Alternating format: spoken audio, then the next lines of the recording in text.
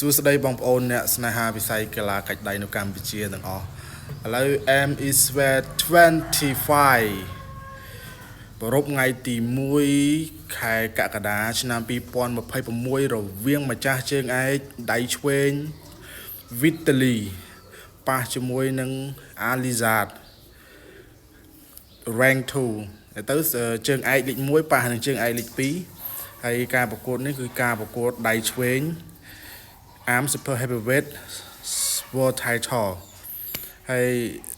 សម្រាប់បងប្អូនចង់ឲ្យបងប្អូនទូទាថាបងប្អូនយកកីឡាករមួយណា Vitaly ឬក៏ Alizad តែបើខ្ញុំវិភាគសម្រាប់ខ្ញុំស្រឡាញ់ខ្ញុំយក Alizad ហើយព្រោះ Alizad តាំងពីគាត់នៅ rank 7 rank 7ណាគឺខ្ញុំទាយទុកថាថ្ងៃណាមួយនឹងគាត់យក rank 1បាន number 1តបបានខ្ញុំជឿថាការប្រកួតនេះគឺខ្ញុំយក Alizad ហើយខ្ញុំអត់យក Vitaly ទេចុះបើសម្រាប់បងប្អូនយកកីឡាករមួយណាខ្ញុំដឹងថា Alizad 100% ហ្មងព្រោះ